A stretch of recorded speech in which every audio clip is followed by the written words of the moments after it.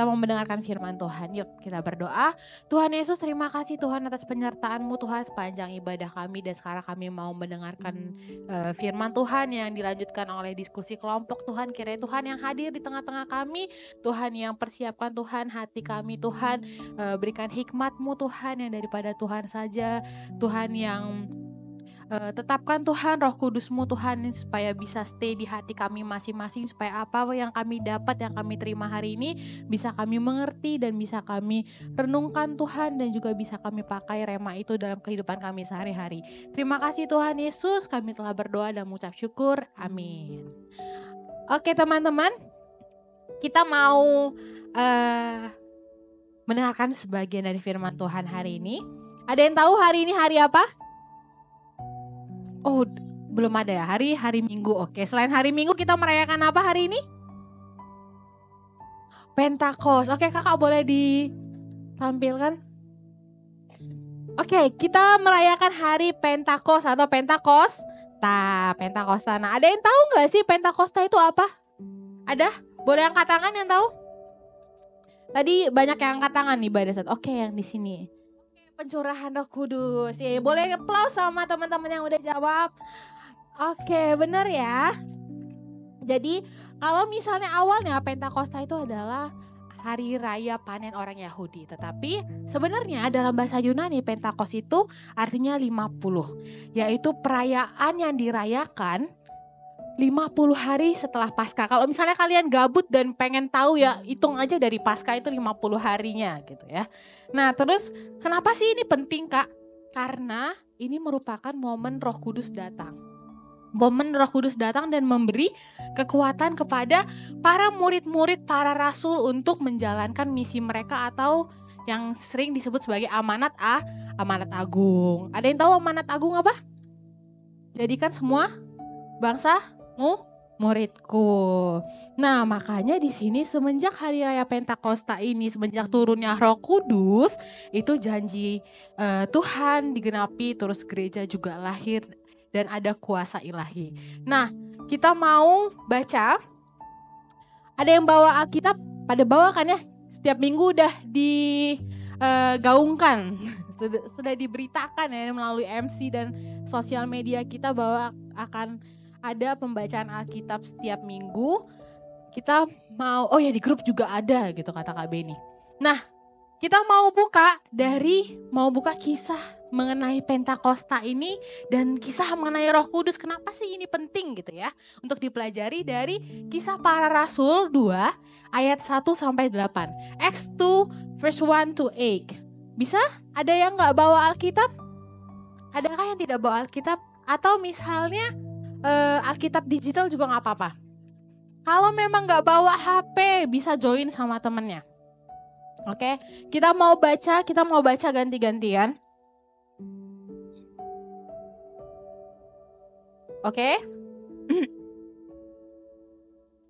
Sudah? Kakak mau ngajak kita baca Kisah Para Rasul 2 ayat 1 sampai 8 ini. Yang ayat ganjil perempuan, ayat genapnya laki-laki. Bisa? Udah pada dapat? Bilang amin kalau dapat. Amin. Oke, lumayan 1000 orang. Oke, yuk 1, 2, 3 ayat 1. Ketika tiba hari Pentakosta, semua orang berkumpul di suatu tempat. Ayat 2-nya laki-laki.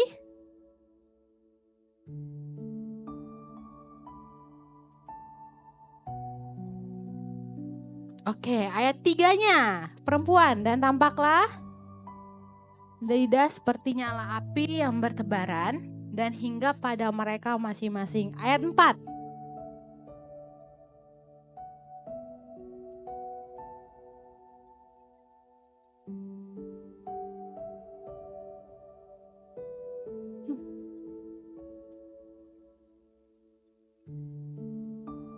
Oke, ayat 5. Waktu itu dari segala bangsa di bawah kolong langit. Ayat 6.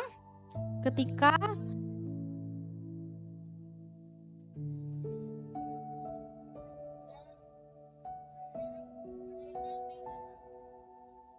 Oke. Ayat 7. Semua tercengang-cengang dan heran, lalu berkata, bukankah mereka semua yang berkata-kata itu orang lain? Ayat 8 kita bareng-bareng yuk, 1, 2, 3. Bagaimana mungkin? Dalam bahasa kita sendiri yaitu, oke, nah kita udah baca kisah turunnya Roh Kudus. Nah di sini dikatakan bahwa Roh Kudus tadi datang kepada muridnya, ke atas murid-murid dalam bentuk apa? Lidah api. Nah, ketika lidah api itu datang turun, nah mereka bisa berbicara dalam berbagai bahasa. Kalau misalnya kalian baca di ayat selanjutnya ya, itu akan banyak bahasa. Partia, Media, Elam, Mesopotamia, Yudea, Kapadokia. Nah, itu akan ada banyak bahasa yang mereka berbicara dengan bahasa yang bervariasi. Yang tadinya cuma satu bahasa, mereka bisa berbagai bahasa sekarang. Nah, kenapa sih turunnya Roh Kudus itu harus dalam bentuk mereka bisa berbahasa macam-macam?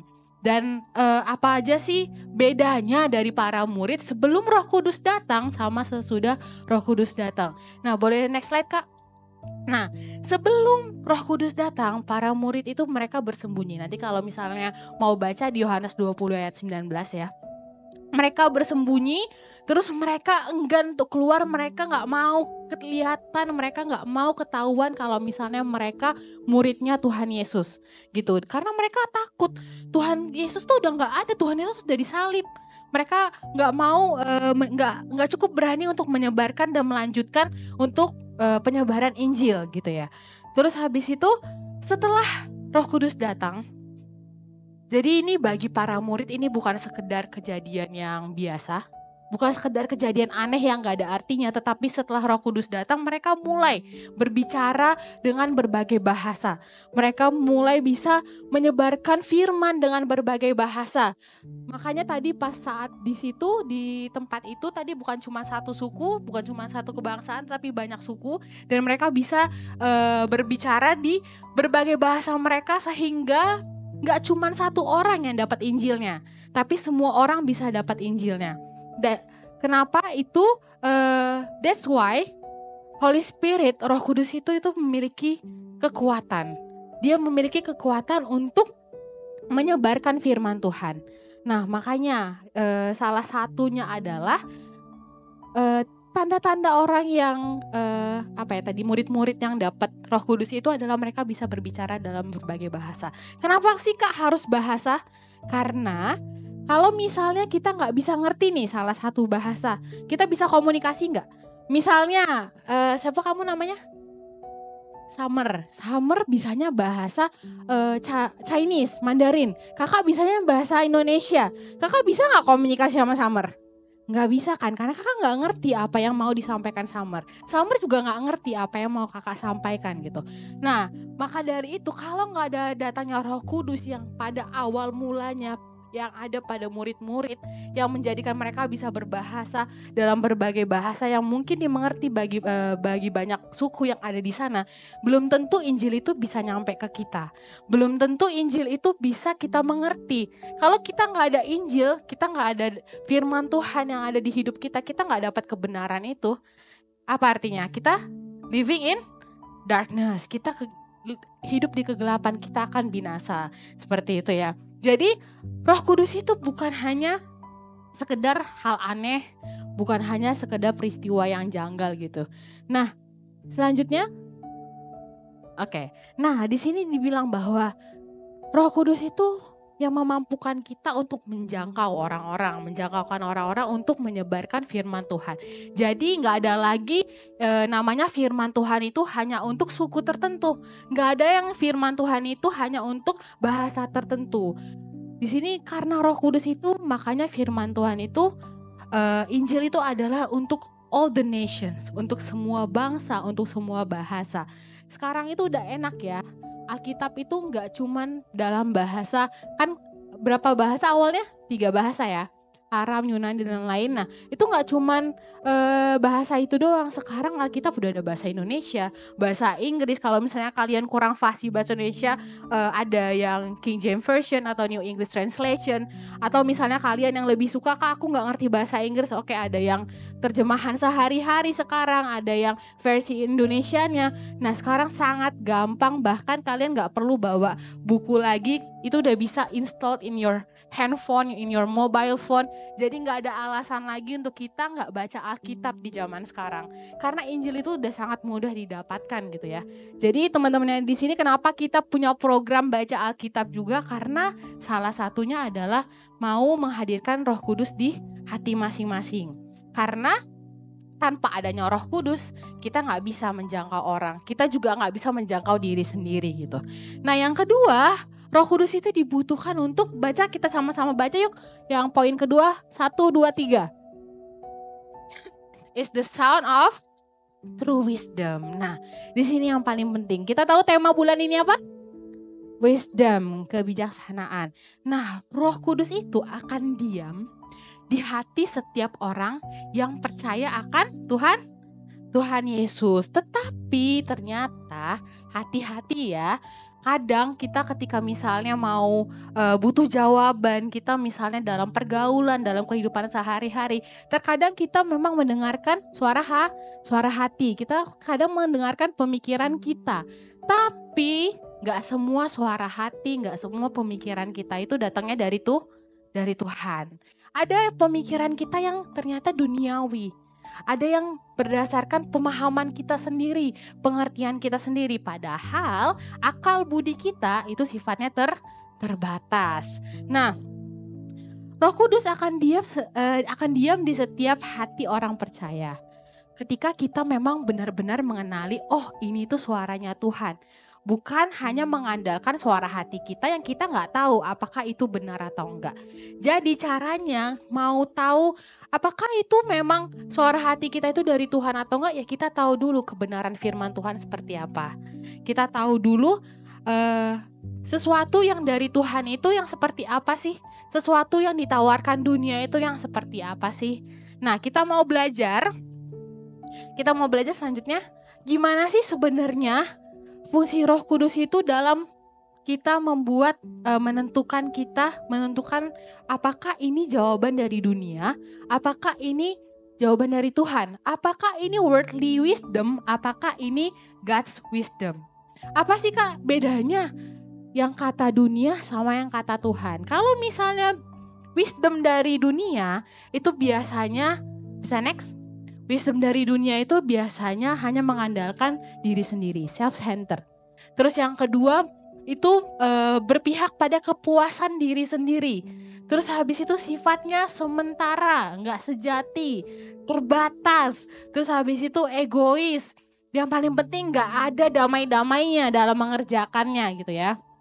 Terus habis itu kalau yang dari Tuhan itu bisa aja kalian damai mengerjakannya, menjalankannya. Ada kebenaran sejati, ada sukacita sejati yang dari Tuhan. Dan yang terpenting adalah tujuannya bukan diri sendiri, bukan egois, bukan kepuasan diri sendiri, tapi tujuannya tetap Kristus dan misi-misi dari Tuhan, amanat dari Tuhan.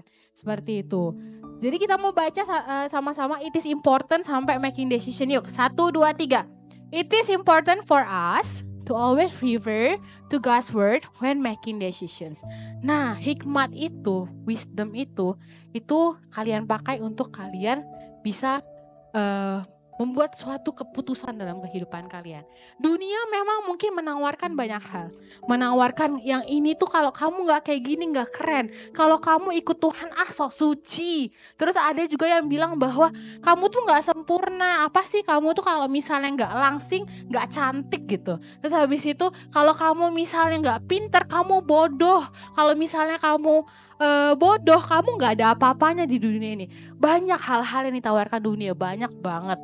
Standar-standar dunia itu banyak.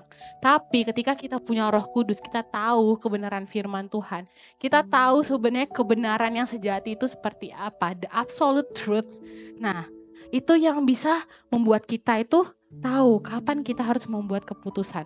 Apakah standar dunia yang bilang kalau misalnya kita nggak ikut dunia nggak keren, kita nggak ikut sekarang yang banyak ya berita-berita yang nggak enak soal anak remaja, soal anak kaum muda gitu ya. Kalau kita nggak ke sana, kita berjalan di jalannya Tuhan, itu bukan berarti kita nggak keren. Karena yang kita cari bukan dunia, yang kita cari adalah kebenaran Tuhan. Nah, kita yang bisa, karena adanya Roh Kudus itu, kita jadi bisa bikin decision kita sendiri. Karena kita tahu, oh dunia seperti ini. Roh Tuhan yang memimpin kita untuk ngambil arah supaya kita tahu bahwa seperti apapun dunia menilai kita, seperti apapun dunia menawarkan kita, seperti apapun standar dunia yang ada, kita tuh tetap ada di standarnya tuh Tuhan gitu ya. Nah, kita mau baca lagi ayat ini selanjutnya, slide selanjutnya. Oke, kita baca 1, 2, 3. It is important to read God's words or Bible. Nah, ini yang perlu ditekanin. Kenapa nih diulang-ulang berkali-kali? Karena ketika kita nggak tahu apa yang benar, gimana kita bisa membuat keputusan? Gimana kita tahu suara apa yang ada di hati kita? Apakah itu suara Tuhan? Atau misalnya apa yang ada di pikiran kita, apakah itu pikiran dari Tuhan? Kalau kita nggak tahu kebenaran itu apa. Dan satu-satunya cara sebenarnya yang berisikan semua kebenaran itu ada di Alkitab. Jadi ketika kita mau tahu apa yang benar, apa yang salah, apa sih yang seharusnya aku kerjakan Kak, itu balik lagi refer to God's words, refer to Bible. Jadi ketika misalnya kita mempertanyakan apa sih yang kita lakukan ini benar atau enggak sih? Atau misalnya kita mempertanyakan bahwa ini tuh aku enggak ikut teman-temanku tuh benar enggak sih? Nah, itu balik lagi kita harus baca kitab suci, baca Alkitab, refer to God's words, apakah itu ada tercantum di Alkitab gitu ya.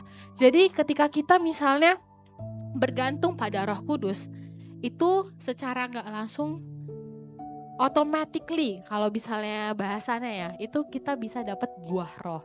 Udah pada hafal kan ya buah roh ya? Ada berapa? Kasih, sukacita, damai sejahtera, kesabaran, kemurahan, kebaikan, nah kesetiaan.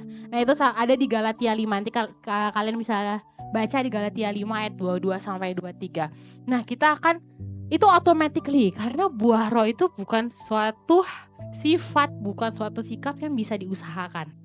Karena ketika kita nempel sama Tuhan, ketika kita tahu firman Tuhan, itu akan datang dengan sendirinya.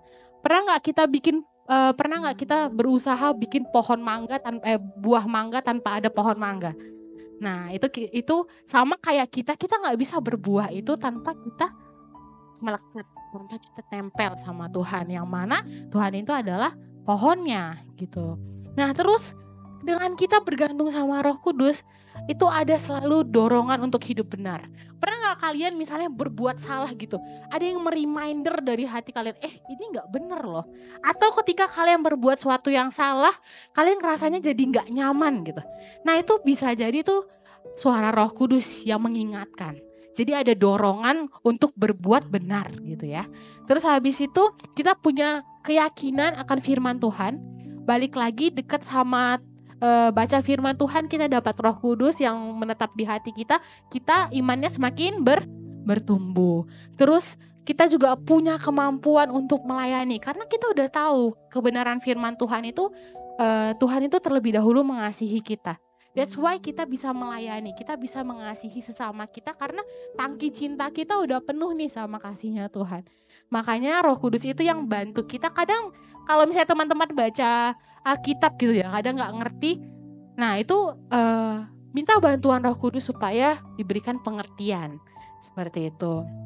Nah yang kakak mau tekanin di sini adalah next.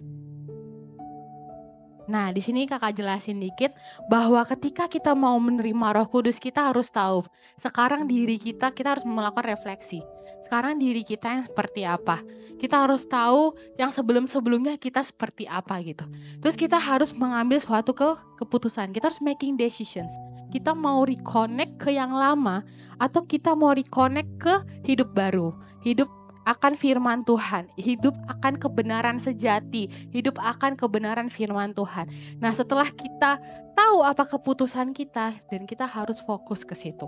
Kita mau refocus, kita mau belajar untuk menghidupi firman Tuhan, kita mau belajar untuk mengandalkan firman Tuhan bukan hanya dengan pengertian sendiri, bukan dengan hanya suara hati yang kita nggak tahu kebenarannya dari mana. Oke, kita mau doa. Kita bersatu dalam doa. Tuhan Yesus, terima kasih Tuhan atas berkat-Mu hari ini. Tuhan, kami sudah mendengarkan firman Tuhan. Biarkan Tuhan firman yang sudah kami dengar Tuhan, firman yang sudah kami pelajari bisa menjadi rema Tuhan yang taruh Roh Kudus-Mu Tuhan di hati setiap kami Tuhan.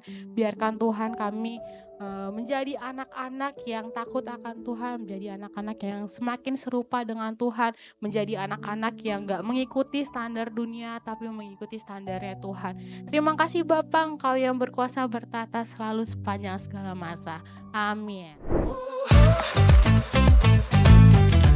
Bagi saudara-saudara yang diberkati Impact Community Indonesia dan ingin memberikan persembahan atau donasi, dapat disalurkan ke rekening Bank Gereja Impact Community Indonesia dan Yayasan Tangan Pengharapan, serta QR Code BCA Mobile, GoPay, OVO, Dana, Shopee, dan Link Aja.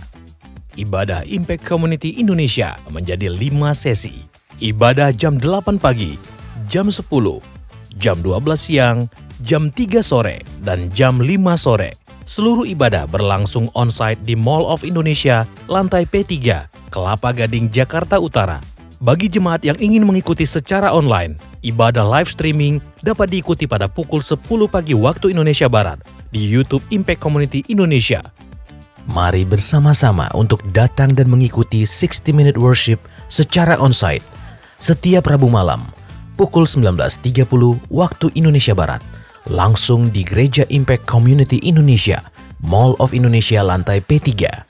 Mari bawa keluarga dan ajak orang-orang yang Anda kasihi. Impact Community Indonesia Friday Service. Ibadah setiap hari Jumat yang ditayangkan secara online pukul 19 waktu Indonesia Barat. Ibadah Saturday Service. Ibadah Sabtu Impact Community Indonesia ditayangkan online setiap Sabtu pukul 19 waktu Indonesia Barat di YouTube Impact Community Indonesia. Setiap ibadah online Impact Community Indonesia sudah tersedia subtitle dalam bahasa Indonesia, bahasa Inggris, dan Mandarin. Anda dapat mengaktifkan dengan klik tombol CC atau closed caption pada layar Anda. Spesial bagi kaum muda, ibadah Impact Youth pukul 17 waktu Indonesia Barat di Mall of Indonesia lantai P3. Bagi jemaat di luar kota Jakarta dapat menyaksikan ibadah youth secara online di YouTube Impact Community Indonesia. Bagi Anda yang ingin tahu lebih banyak tentang firman Tuhan, dapat bergabung dalam Bible Study Impact Community Indonesia melalui virtual setiap 2 minggu sekali pada hari Sabtu pukul 9 pagi waktu Indonesia Barat. Pendaftaran ini gratis dan dapat dilakukan dengan mengisi form registrasi melalui scan QR Code atau dapat menghubungi nomor yang tertera di layar Anda. Saksikan Menabur Cinta untuk Indonesia setiap Sabtu jam 11 waktu Indonesia Barat di YouTube Tangan Pengharapan. Ikuti Daily Devotion setiap hari Senin sampai dengan Jumat jam 6 pagi waktu Indonesia Barat di YouTube Henny Kristianus serta pukul 7 pagi waktu Indonesia Barat di YouTube Yohanes Kristianus. Impact Community Indonesia memiliki sebuah komunitas untuk kita bertumbuh bersama. Bagi Bapak Ibu Saudara yang ingin bergabung di Komsel Impact Community Indonesia, dapat mengisi link form pendaftaran di bawah ini. Bagi Anda yang rindu menjadi jemaat Impact Community Indonesia, dapat mengisi Google Form atau scan QR Code di layar Anda. Saudara dapat mengirimkan permohonan pelayanan doa dan konseling, atau jika Anda memiliki doa yang terjawab, serta kesaksian atas jawaban doa Anda, melalui Google Form, WhatsApp, atau email impactcommunity.id@gmail.com. Bagi Anda yang rindu untuk dibaptis, Anda dapat mendaftarkan diri Anda dengan scan QR Code yang ada di layar kaca atau menghubungi kami di 0811 9777 745. Tangan Pengharapan memproduksi merchandise Positive by YTP dan batik Tangan Pengharapan untuk menolong pendidikan anak-anak pedalaman Indonesia. Pembelian dapat dilakukan di online store Tangan Pengharapan, di Tokopedia, Shopee, dan WhatsApp merchandise Tangan Pengharapan di 0813 1100 5568. Temukan dan ikuti media sosial kami di YouTube dan Instagram Impact Community Indonesia.